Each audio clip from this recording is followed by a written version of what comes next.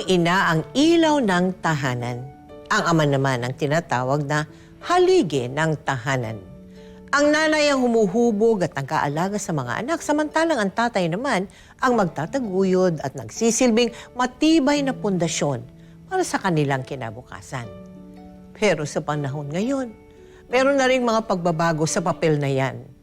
Ano nga ba ang tunay na kahulugan ng pagiging isang ama?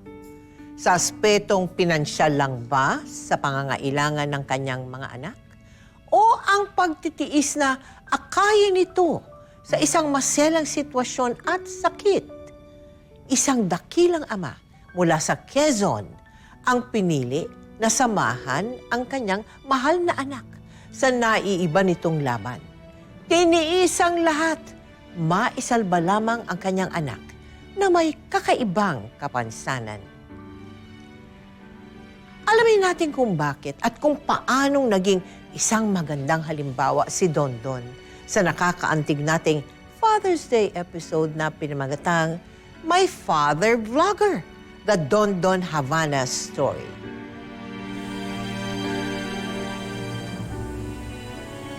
Don Don, anak, saan ba talaga tayo pupunta? Ha? Umuwi na tayo, kayo na ka pa nagmamadali eh. Nay, pinilit ko po kasi si Lola kung nasan daw si tatay. Eh, dito raw po nakatira ang tatay. Bakit pa? Hindi na kayo kailangan magkita pa. Nasa tiyan pa lang kita, iniwan na tayo ng tatay mo. Hindi ba iniwan kita sa mga lolo't lola mo para makapagtrabaho ako? Halika na. Umuwi na tayo, umuwi na tayo. Nay, pakiramdam ko kasi hindi buo yung sarili ko. Baka mayan at matanong ko man lang siya kung ba't niya tayo iniwan. Kung bakit niya ako tinalikuran. Kahit ngayon lang, Nay. Ay.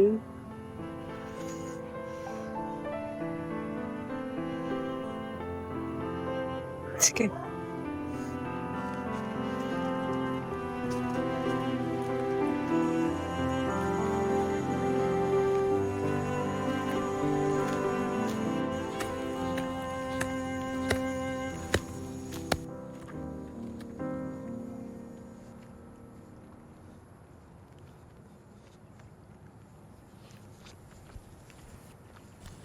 Manong? Kayo po ba si Densyo? Tay? Ako po to si Don Don. Yung anak niyo po kay Meli. Wala akong anak. Hindi kita kilala. Tay, wag niyo naman po kayo ikaila. Ang tagal-tagal ko po kayong hinanap, Tay. Wala nga akong maalala. Hindi ko kayo kilala. Umalis ka na rito! Tay, gusto ko lang naman kayo makausap eh. Nakakaintindi ka ba? Ano ba? Lalayo ka ba? O ano? Kumuha siya ng itak. Hinahabol ako. Kaya hindi na talaga ako nagbalik-balik doon. Mas pinili ko na lang na dito na ako sa lola ko, bumalik ulit ako. Wala kang kapatid, Don? Meron po, nandun din po. Nasaan doon? Sa tatay nga po namin. Kasi sila lang po yung tinatanggap na anak niya. Ikaw lang ang tinatatuan niya na hindi ka daw anak. Opo, ako lang pong hindi tinatanggap. Oo. Tinanong mo ba yan sa mama mo? Eh sabi ko ng mama ko, siya daw po ang tatay ko talaga kasi umalis daw po siya, 5 buwan na daw yung tiyan. Oo. Kasi siguro sa galit, hindi niya matanggap na umalis si mama. Kaya pati ako damay na. Kalimutan mo na nakita mo ko ngayong araw na to. Dahil hindi kita kikilalanin, anak! Umalis na kayo rito. At huwag na kayong babalik!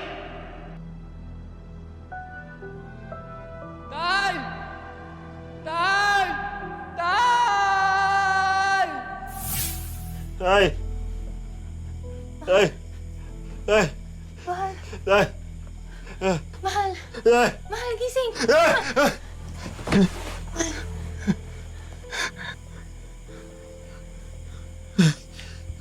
Nabangungot ka. Ha? Ayos ka lang ba? Panaginipan ko ulit si tatay. Panaginipan ko yung tatabuyan niya ako, tinatakwil niya ako. Mahal, huwag mo iisip yun, ha? Huwag na ganun. Ikaw ang nahihirapan eh. Kung gusto mo pa makita yung tatay mo, diba hindi na? Salbahe ang tatay mo. Napaiyak ka. Pinapangako ko. hindi ako magiging katulad ng tatay ko. Ay, wala ka sa akin, hindi mangyayari yun. Mabuti kang ama. Sige na, umalik ka na ng tulog, ha? Magdasal ka. Mag-aalasin ko na rin, gigisingin ko na si Jepoy. Sige na.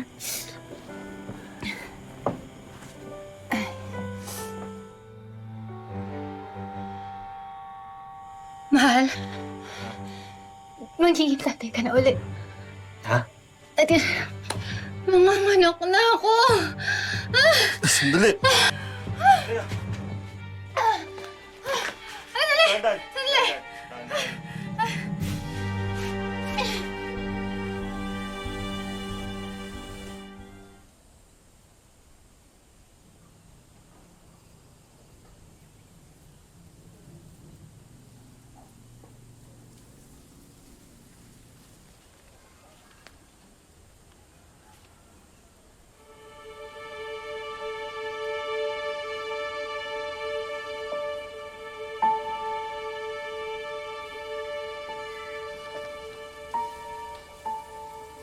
Nay, umuwi ho muna kaya kayo. Ako na ho munang magbabantay.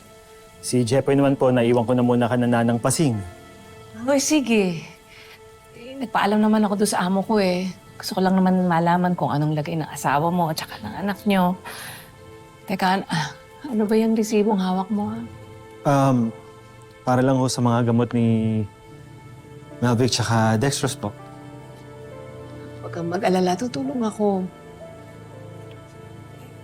Pero teka, akala ko ba dadalhin dito yung apo ko? Nasaan na siya? Naobserbahan pa ho na eh. Hindi pa raw ho pwedeng dalhin dito. Bakit? May problema ba? May problema ba sa apo ko? Anak, anong problema? May diferensya ba sa apo ko?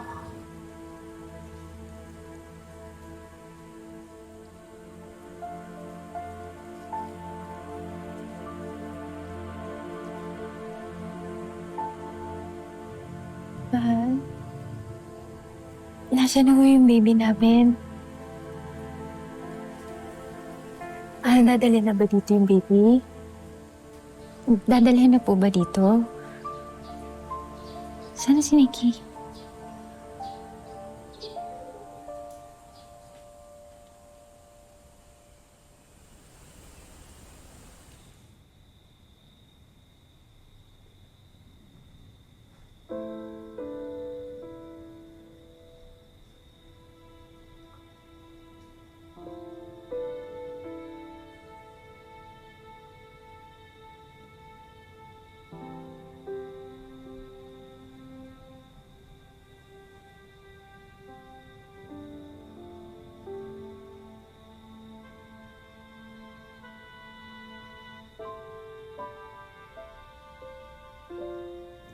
Imperforate anus po ang tawag doon, sir.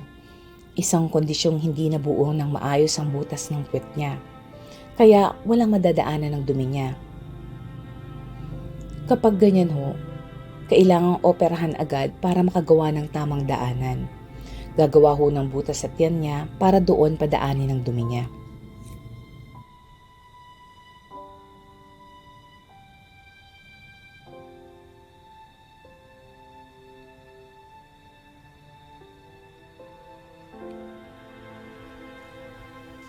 Hindi bali, anak. Gagawa ng paraan si Papa.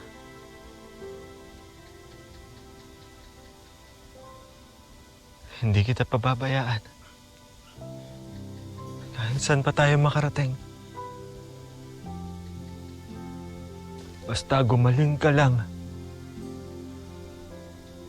At hindi ka na mahirapan pa, ha? Hindi kita pababayaan. Nandito lang ako.